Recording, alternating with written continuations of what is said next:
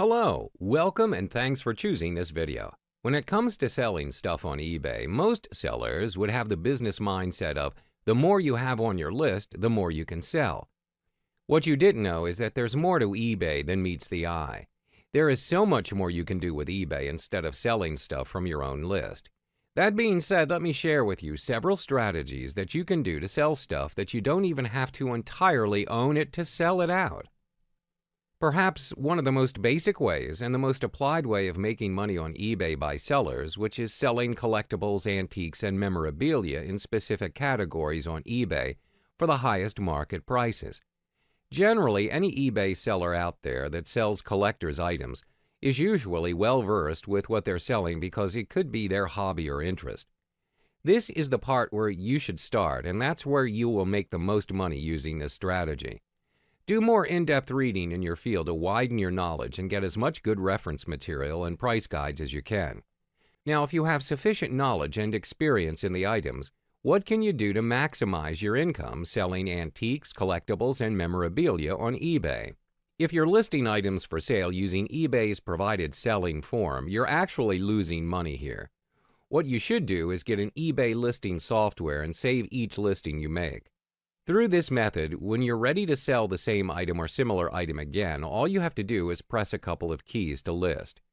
Check out Shooting Star software now to list auctions and track post-auction management, which is available at this site, www.foodogssoftware.com.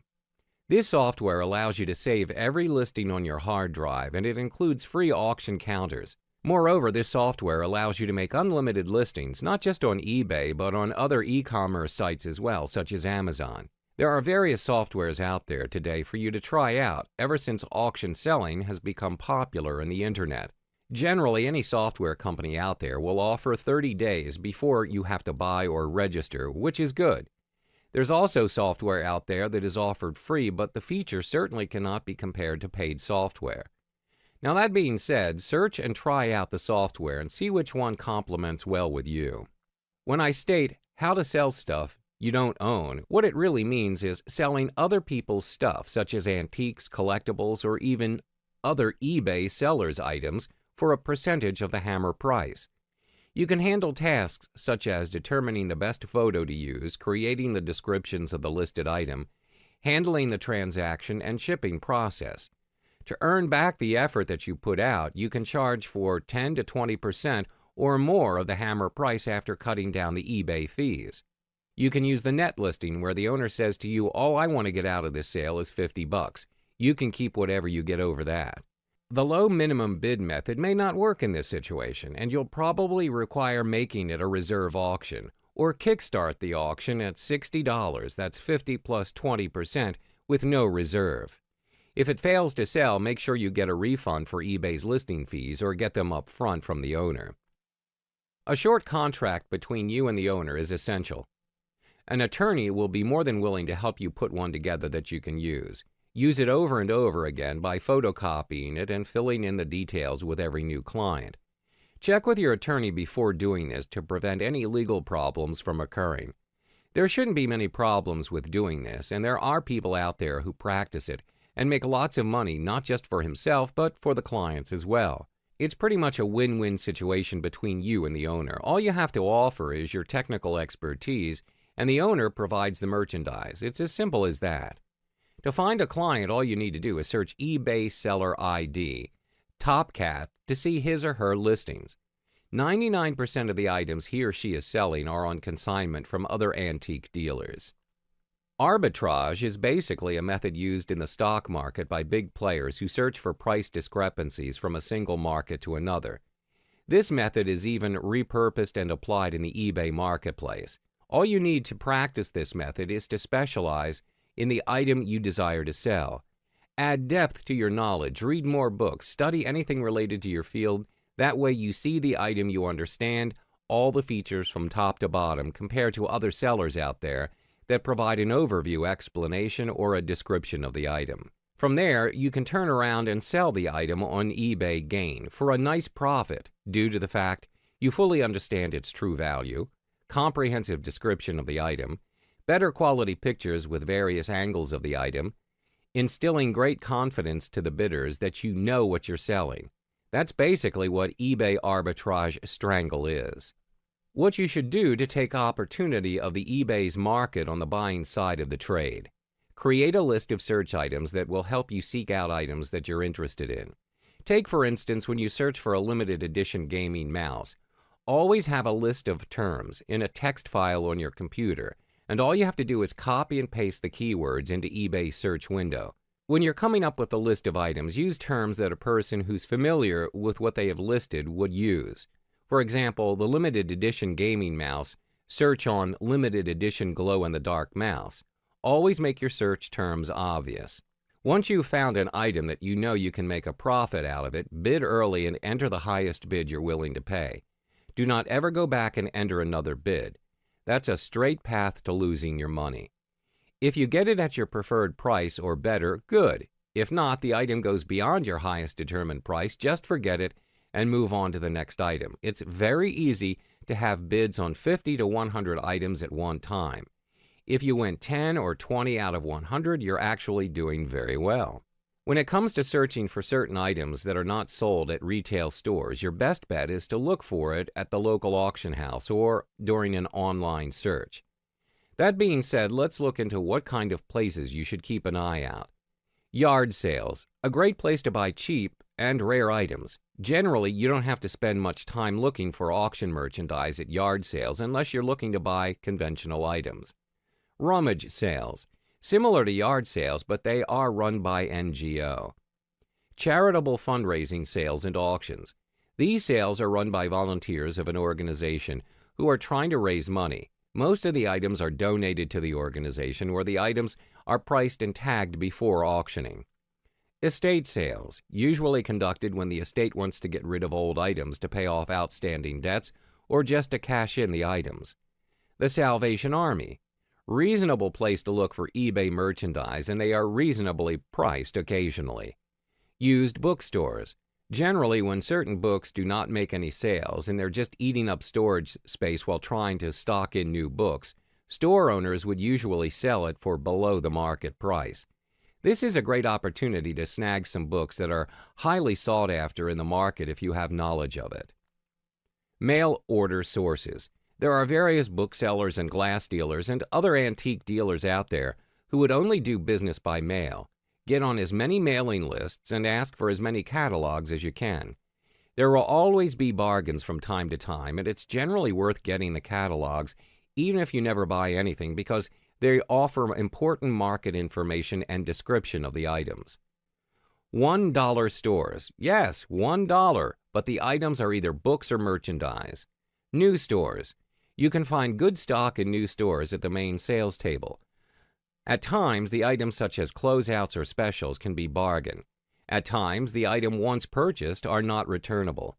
Shows and fairs, generally run by associations in which members of the organizations can display their items.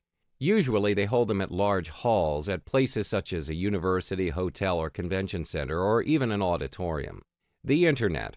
Pretty much the only place that you can find any item that you search for.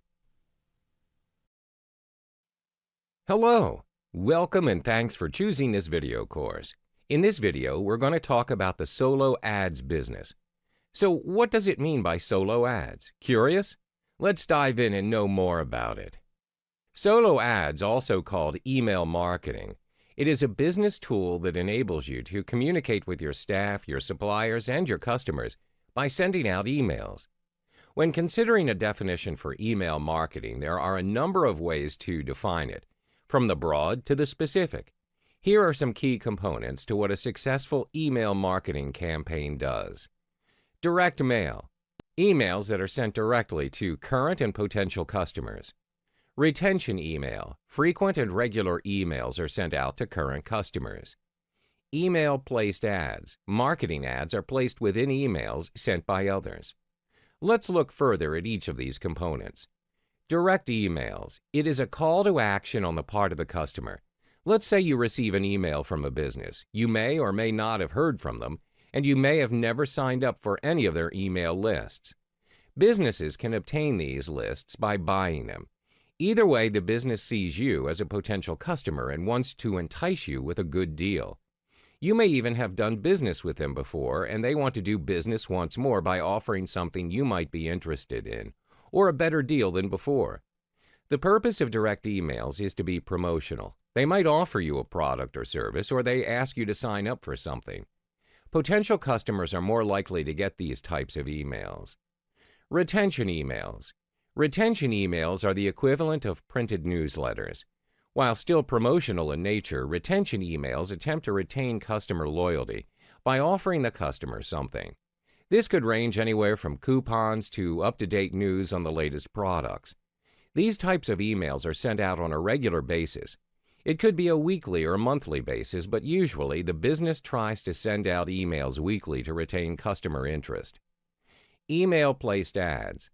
Another way to do solo ads is to get some advertisement space with another email. Many times businesses that send out retention emails reserve space for other businesses to place their advertisement.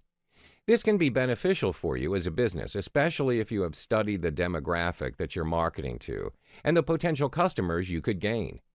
Knowing what other types of businesses your potential customers go to and listen to is a great advantage because it allows you to strategically place your ads in emails and get clicks. It is also a benefit for the business with which you have had an ad placed because they'll know that their emails are being read, and they can also do a bit of analytic work to determine where their customers are clicking. Simply put, yes, email marketing works. Of course, there is the stigma of spam that keeps people wondering whether or not email marketing is still effective. Email marketing, just like other forms of internet marketing, such as social media marketing, it is fast-paced and must be adapted. As you can see, many companies put quite an investment in their email marketing campaigns. They're willing to spend the money because they've seen the return on their investment. Your email marketing campaign can also be monitored once you've sent out the emails to customers, both current and potential. The data can be analyzed in a number of ways, including web analytics, downloads, search inquiries, and visits to promotional events and offline stores. The growing complexity of today's email marketing has created a deeper need to carefully consider the creative aspects of your email messages. While the need for quality and effective design has always existed from a pure marketing standpoint, challenges that are unique to the email space require a different look at creative from the perspective of accomplishing specific goals via email.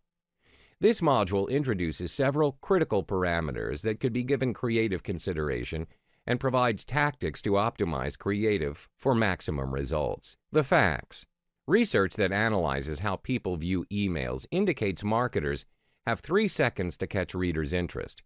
That's a limited amount of time to make an impression, inspire readers to keep reading, and get them to complete your desired action.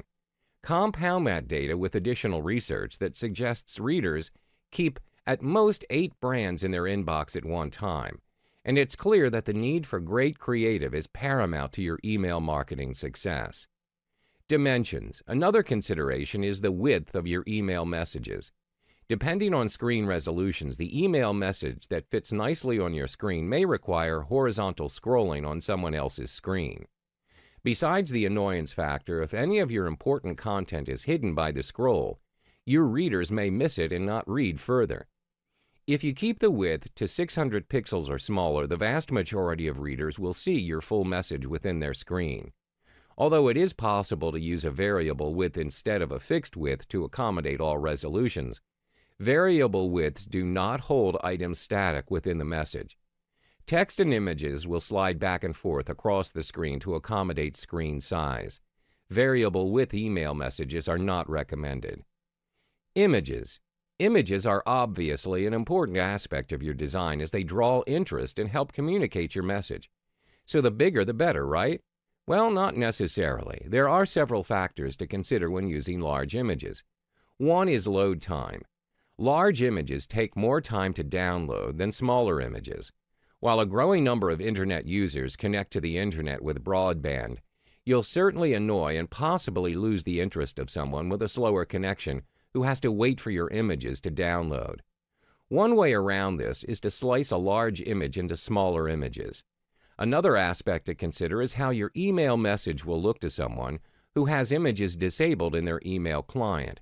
If you don't have any text above the fold and your reader has images disabled, all they will see when they first open or preview your message is a large gray box. For readers to even view your message, you're relying on them to take an action and enable images to be downloaded.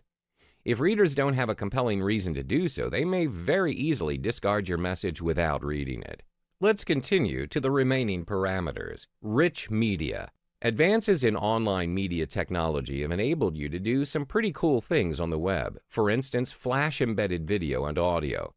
But do these technologies transfer to the email marketing world? In some cases, they might. The important step in determining whether to use rich media in email is to take a close look at your audience. Will they be able to view Flash? And if they are they more likely to respond to Flash? If the answer to both of these questions is yes, then it certainly makes sense to test. However, you'll find that being able to view Flash and other rich media consistently in different email clients is not common. Flash is not supported in many email clients. Specifically, Microsoft Outlook 2007 does not support Flash or video. Even with email clients that do support rich media, your audience may not yet be ready to receive this new technology via email, and using it could affect response rates. Another factor to consider is the ability to track activity generated by rich media. Landing page considerations. Getting readers to click on links in your email is your first goal. Your second goal is to convert those clicks into a desired action. Increase your conversions with a well-designed landing page. Although this is not a module about landing pages, we'll list a few things to keep in mind when designing your landing page. Match the message and elements of your landing page with your email message. For best results, repeat the headline from your email message at the top of your landing page. This gives visitors a feeling of familiarity and comfort. It tells them that they've arrived at the right place. Create a single path to your offer. Your landing page needs to be designed to prevent visitors from wandering away from the path you want them to take. Therefore, eliminate unneeded elements, such as links to other resources, navigation bars, etc. Keep visitors focused on completing the desired action. Viral opportunities. A recent survey by Sharp Partners found that almost 90% of adult Internet users share content with others via email, and the respondents are forwarding frequently. 3 out of 5 said they shared content at least once a week, and 25% reported doing so even more frequently. Encourage your readers to do the same by providing a clearly visible "Forward to a Friend" button in your email. The most common placement for this is the top right corner. If your emails are business-to-business in nature, use "Forward to a Colleague." This also allows you to track how many people are forwarding your email and to know who your top supporters are. Optimizing email creative is both an art and a science. It should also be a never-ending process. Our best recommendation for optimizing the creative for your email messages is to take a close look at your messages and try to implement a few of the areas noted. After you've made some changes, track the results and optimize a few more areas. It's better to make progress in small, manageable steps than to wait and plan for a long-term change that never comes to fruition. If examined on a regular basis, email creative can be a major contributor to the growth and success of your email marketing efforts.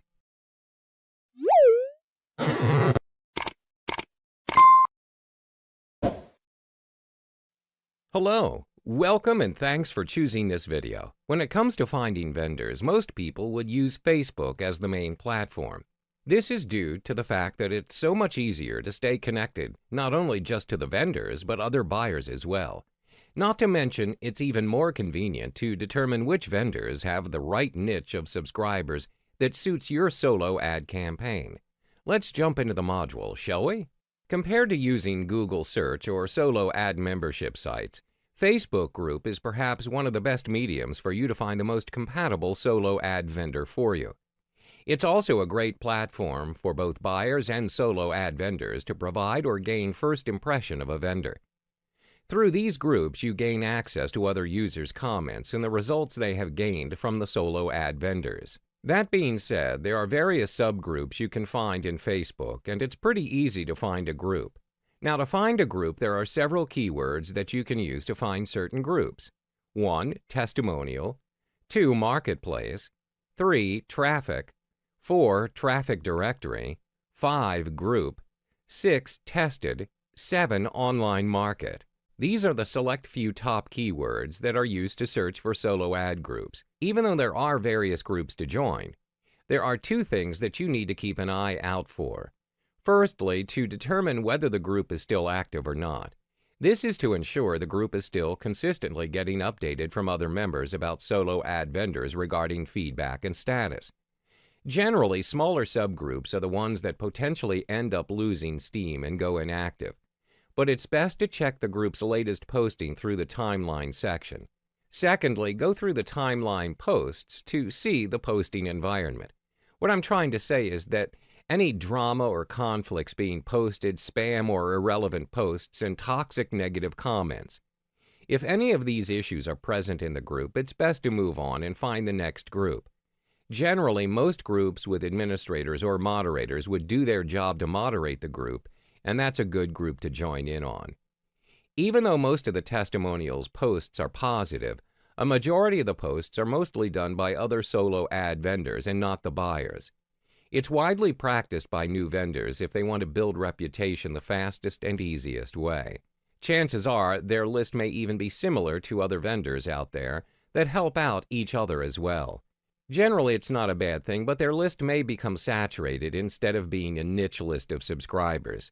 If you're aiming for a niche list of subscribers, look for new vendors as their lists are not saturated with other solo ad vendors. You can easily determine it by their testimonials, the quantity of their sales, or even their referrals. That being said, you can still opt for mainstay vendors, especially those with positive reviews from various people's testimonies. I can't exactly point out each and every group due to the fact that there are tons of Facebook groups out there to join. The least I can do is recommend several groups that you should join.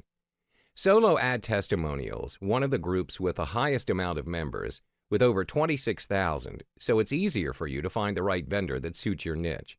Other groups such as Solo Ads and Ad Swaps and ClickBank Testimonials are part of the groups with higher amounts of members, reaching over 10,000 as well. Even though groups with high amount of members could potentially widen your exposure for your ads, the results may still vary depending if the subscribers are compatible. If you're looking for a close-knit group with group members that only have over several thousand members or less, it may prove to be fruitful to you if you manage to get the right vendor. Check out Solo Ads Empire if you're looking for a private group instead. Besides looking for the right groups and vendors, the most important aspect when being part of a group is to abide to the group's rules and regulations. When it comes to posting, always follow the format that's been regulated for member posts, and only post certain content that is allowed depending on the group, such as testimonials or buying clicks only. Moreover, any post that requires in-depth details, such as funnel clicks or clicks banked, is required to be stated. Furthermore, always ensure the group rules regarding posting certain unrelated posts, such as clicks for sale, bank clicks, or affiliate links, is allowed or not. When it comes to post frequency, find out how many posts are allowed in a certain day or time frame to determine if a member is considered a spam or not. But posting for members are only limited to a single post per day. Last but not least, check any vendors that you're interested to conduct business with, either through the administrators or just checking out their blacklisted members page, just to ensure the vendor is not a scammer or a fraud. Hello, welcome and thanks for choosing this video. Have you ever thought about where and who I can choose the solo ad vendors? Most of the time, people would usually opt for the top solo ad vendors, but in fact, the proper way to find the best solo ad vendor is the one that suits you. So, without further ado, let's start our module. When it comes to finding the right solo ads vendors to help you with email advertising, chances are you'll find yourself not getting the results you expected to find. In this case, most of the time, you'll realize that the promises that the vendors provided are not 100% certain that they would deliver. With the growing trend of using solo ads, the market's pretty much filled with various solo ads vendors, which are either new or old. Moreover, the policy is pretty much conducted through advanced payment for their services, with no refund policy. And in this case, assuming your solo ads did not work out, you'll find yourself losing a whole lot of money. Now the key question is, how do I find the right players to run my solo ads? First of all, you need to find a vendor that has a list of subscribers that fills in your niche. Generally, any solo ad vendors out there have their very own personal sales page or a Facebook page to keep in touch with their subscribers. That being said, how do you exactly find them? Now, there are three ways for you to find them. One is through Google search, Facebook groups, and solo ad membership sites. With Google search, you could search for your niche plus solo ads. Even though it takes 1 to 2 steps to finding a solo ad vendor, it still isn't recommended to rely 100% off the top 3 search results and what the vendors offer from their sales pages. The second method you could try is Facebook groups. Similar to Google search, just type in solo ads in the search field and you'll find them. Compared to Google search results, you'll see that the Facebook groups results shows that the solo ad vendors are testified based on the Facebook group community members. This is one of the best ways to gain results on how good the vendor is with his or her subscribers. The third and last method you could try out is solo ad membership sites. There are various sites that you can sign up for, whether you want to buy, sell solo ads, or do both. You can try out solochecker.com, which is free, and you may just find yourself several top vendors suited for your business there. Most of the vendors offer solo ads at an affordable price compared to their actual price shown on their sales page. And most of the time, they can deliver the clicks at the same day within several hours. Now, that being said, the results may affect traffic you'll get, and it's quite hard to stay in touch with the sellers before booking your solo ad. Moreover, there are chances that the vendors at Solo Checker will not stick around with the business in a long-term basis. Additionally, there will be blacklisted vendors there that conduct fake traffic, so it's best to check through all the essential details with any particular vendors that you do so desire to conduct business with. Another site that you could consider is the Udemy.com site, which you can buy and sell solo ads. Moreover, Udemy, they offer ad swaps and clickbanking services, which is a great thing if you already have a list of subscribers. Most important, always be wary when searching for solo ad vendors and check through all the necessary details. The TrafficMonopoly.com, which is a relatively new site, is also a good choice to search for solo ad vendors. You can even get good discounts from premium solo ad vendors as well. Compared to other membership sites, they have a contract with over 90 top solo ad vendors, and you can get a lifetime for only a single payment, which is a great benefit. This is a crucial step to ensure the solo ad vendor is legit and still active, as it has been known there are fake solo ad vendors out there, as well as inactive ones. There are several aspects that you must look into before you could come into a conclusion if the vendor is good. First, are those testimonials legitimate or fake? Are they from their sales page or through Facebook group posts and comments? Most important is checking out the video testimonials, as they're not exactly an easy way for vendors to fake those. Secondly, are the testimonials old or recently updated? Has anyone ever received sales? What are the terms and conditions? Can you use your own email swipe? Lastly, do they add new subscribers to their list daily? Now, when it comes to contacting solo ad vendors, there are only 2 aspects that you need to go through to decide if he or she is the right vendor for your business. First and foremost, always use their preferable way to contact them.